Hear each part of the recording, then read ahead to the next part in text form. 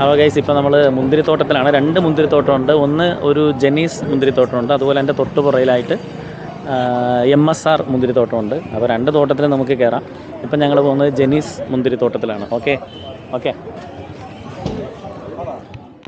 Hello guys, ബഡ്ജിസ് വ്ലോഗിൻ്റെ പുതിയൊരു വീഡിയോയിലേക്ക് ഏവർക്കും സ്വാഗതം. അപ്പോൾ ഇപ്പം ഞാൻ നിൽക്കുന്നത് കണ്ടല്ലോ, നല്ല അടിപൊളി ഒരു മുന്തിരിത്തോട്ടത്തിലാണ്. നിങ്ങൾക്കും ഈ മുന്തിരിത്തോട്ടത്തിലേക്ക് വരാം. എങ്ങനെയാണ് വരേണ്ടത്, ഇവിടുത്തെ വിശേഷങ്ങൾ എങ്ങനെയാണ്, എന്തൊക്കെയാണ് എന്നുള്ളതാണ് ഈ വീഡിയോയിലുള്ളത്. അപ്പോൾ ഇത് നമ്മുടെ കുമളിയിൽ നിന്നും കമ്പത്തേക്ക് വരുന്ന വഴിയാണ് ഈ മുന്തിരിത്തോട്ടം. ഒരു മുന്തിരിത്തോട്ടമല്ല, 2 മുന്തിരിത്തോട്ടമുണ്ട്. ഈ 2 മുന്തിരിത്തോട്ടം അന്വേഷിച്ച് നിങ്ങൾ ഉള്ളിലോട്ടൊന്നും പോകണ്ട. നിങ്ങളുടെ ഹൈവേയിലൂടെ തന്നെ നിങ്ങൾ വന്നു കഴിഞ്ഞാൽ, അതായത് നമ്മുടെ ലോവർ ക്യാമ്പ്, കുമളി ഇറങ്ങിക്കഴിഞ്ഞാൽ ലോവർ ക്യാമ്പായി. ലോവർ ക്യാമ്പിൽ നിന്നും ഒരു 10 കിലോമീറ്ററോളം ദൂരം മുന്നോട്ട് പോയി കഴിഞ്ഞാൽ നിങ്ങളുടെ ഇടത്തെ സൈഡിലായിട്ട് ജെനീസ് മുന്തിരി ഗാർഡനും വലത്തെ സൈഡിലായിട്ട് MSR ഗാർഡനും ഉണ്ട്. ഈ 2 മുന്തിരിത്തോട്ടത്തിലേക്കും നമുക്ക് എൻട്രി ഫീസ് ഒന്നും തന്നെ ഇല്ല. നമുക്ക് ഫ്രീ ആയിട്ട് തന്നെ അതിൻ്റെ ഉള്ളിലേക്ക് കടക്കാം. മുന്തിരി കൊലകളൊക്കെ നിങ്ങളിങ്ങനെ മാറി വിളിക്കുന്നുണ്ടാവും. പക്ഷേ വേറൊരു കാര്യം, അത് വിളിക്കുന്നതോടൊപ്പം നിങ്ങളുടെ കൈകൾ കൊണ്ട് അത് പറിക്കരുത്. അത് പറിച്ചെടുത്താൽ 500 രൂപ നിങ്ങൾക്ക് ഫൈനായിരിക്കും. നിങ്ങൾക്ക് അതിനോടൊപ്പം നിൽക്കാം, ഫോട്ടോ എടുക്കാം, എന്ത് വേണമെങ്കിലും ചെയ്യാം. പക്ഷെ അത് പറിച്ചെടുക്കാനായിട്ട് പാടില്ല. ഇതാണ് മുന്തിരിച്ചെടികൾ. 30 രൂപ മുതലാണ് മുന്തിരിച്ചെടികൾ നമുക്ക് ലഭിക്കുന്നത്. നമുക്ക് പാഴ്സൽ ചെയ്ത് തരാൻ പറഞ്ഞാൽ അവർ നല്ല രീതിയിൽ പാഴ്സലൈസ് ചെയ്ത് തരും. മുന്തിരി ജാമുണ്ട്, മുന്തിരി ജ്യൂസുണ്ട്, മുന്തിരി വൈൻ നോൺ ആൽക്കഹോളിക് ആണ്. 500 രൂപ മുതലാണ് അതിൻ്റെ ചാർജും കാര്യങ്ങളുമൊക്കെ. പലതരത്തിലുള്ള വൈനുകളും ജ്യൂസുകളും പിന്നെ ജാമുകളും എല്ലാം അവിടെയുണ്ട്. ഓരോന്ന് വേണമെങ്കിൽ ടേസ്റ്റ് ചെയ്യാനായിട്ടൊക്കെ അവരല്പം നമുക്ക് തരും. അത് ടേസ്റ്റ് ചെയ്ത് ഇഷ്ടപ്പെട്ടിട്ടുണ്ടെങ്കിൽ മാത്രം നമ്മളത് വാങ്ങിച്ചാൽ മതിയാവും.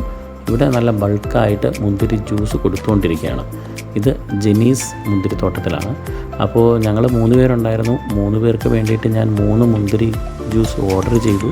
പക്ഷേ അവിടെ ബൾക്കായിട്ടൊരു ഗ്രൂപ്പ് വന്നിട്ടുണ്ടായിരുന്നു. അവർക്ക് കൊടുക്കുന്ന തിരക്കിലായതുകൊണ്ട് ഞങ്ങൾ നേരെ അവിടെ നിന്നും MSR മുന്തിരിത്തോട്ടത്തിലേക്കാണ് പോകുന്നത്. ഇത് ആ ജെനീസ് മുന്തിരിത്തോട്ടത്തിൻ്റെ നേരെ ഓപ്പോസിറ്റായിട്ടാണ്. ഇവിടെ കുറച്ചുകൂടെ വിപുലമായിട്ട് തന്നെയാണ് ഒരു ബിസിനസ് മൈൻഡ് തന്നെയാണ് ഇവിടെ. മുന്തിരിത്തോട്ടങ്ങൾ മാത്രമല്ല, പോകുന്ന വഴിക്ക് നമുക്ക് ഗെയിംസ്, പിന്നെ പെറ്റ് ഷോ, അതൊക്കെ കാണാനായിട്ട് സാധിക്കും. ഞങ്ങൾ അങ്ങോട്ട് കയറി സമയം കളഞ്ഞില്ല. ഞങ്ങൾ നേരെ മുന്തിരിത്തോട്ടത്തിനകത്തേക്ക് തന്നെയാണ് കയറിയത്. ജെനീസിനേക്കാൾ കുറച്ചുകൂടെ വിപുലമായിട്ടുള്ള മുന്തിരിത്തോട്ടം കാണാൻ നിങ്ങൾ MSRലേക്ക് തന്നെ പോവുക. 2ഉം അടുത്തടുത്തായതുകൊണ്ട് 2ഉം വിസിറ്റ് ചെയ്യാനായിട്ട് നമുക്ക് ധാരാളം സമയമുണ്ട്. ജെന്നി മുന്തിരിത്തോട്ടത്തിലെ പോലെ തന്നെ ധാരാളം സന്ദർശകർ ഇവിടെയും ഉണ്ട്. നമ്മുടെ 360 എടുക്കുമ്പോൾ ഉള്ളൊരു ഗുണം കണ്ടില്ലേ, നമ്മുടെ മുന്തിരിത്തോട്ടം മുഴുവനും നമുക്ക് ഒറ്റയടിക്ക് കാണാനായിട്ട് സാധിക്കും. ആ മുന്തിരിത്തോട്ടത്തിനിടയിലൂടെ ആ പഴുത്ത മുന്തിരിയുടെ സുഗന്ധവും കൊണ്ട് ഇങ്ങനെ നടക്കുമ്പോൾ അതൊരു വല്ലാത്തൊരു ഫീലാണ്. അപ്പോൾ ഏത് സമയത്ത് വേണമെങ്കിലും നിങ്ങൾക്ക് ഈ മുന്തിരിത്തോട്ടത്തിൽ പോകാം. സീസണൊന്നും അങ്ങനെ പ്രത്യേകിച്ചില്ല. കാരണം കുറച്ച് സമയം അല്ലെങ്കിൽ കുറച്ച് കാലം അവരിവിടെ കൃഷി ചെയ്യും. അതിനുശേഷം ഇത് വിളവെടുത്ത് കഴിഞ്ഞാൽ തൊട്ടപ്പുറത്ത് അവർ കൃഷിയോഗ്യമാക്കിയിട്ടുണ്ട്. അതുകൊണ്ട് എല്ലായിടത്തേക്കും നമ്മളെ പ്രവേശിപ്പിക്കില്ല. ഏക്കർ കണക്കിനുള്ള ഭൂമിയിൽ കുറച്ച് സ്ഥലങ്ങളിൽ മാത്രമേ നമ്മളെ പ്രവേശിപ്പിക്കൂ. അവിടെ മാത്രമായിരിക്കും മുന്തിരി വളർന്ന് കുലച്ച് നിൽക്കുന്നത്. കണ്ടോ, പറിച്ചെടുക്കാൻ നമുക്ക് തോന്നും, പറിച്ചെടുക്കരുത്. പറിച്ചെടുത്താൽ 500 രൂപയാണ് ഫൈൻ. അപ്പോൾ ഇവിടെയും നമുക്ക് ജ്യൂസ് ലഭിക്കും. 40 രൂപയാണ് ജ്യൂസിന് ചാർജ്.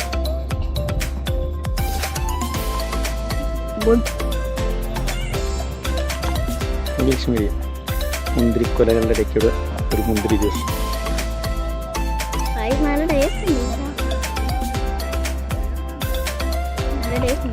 മുള്ളുള്ളത് പച്ചയാണ്.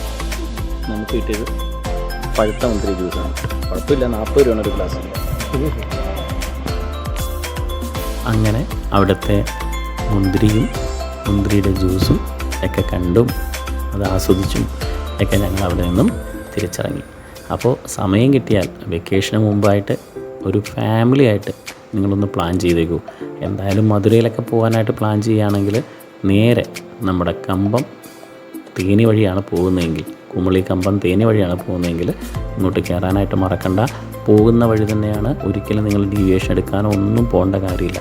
ഓക്കെ, അപ്പോൾ മറ്റൊരു വീഡിയോയുമായി കാണുന്നതുവരെ it's signing out from Ratheesh Bhat.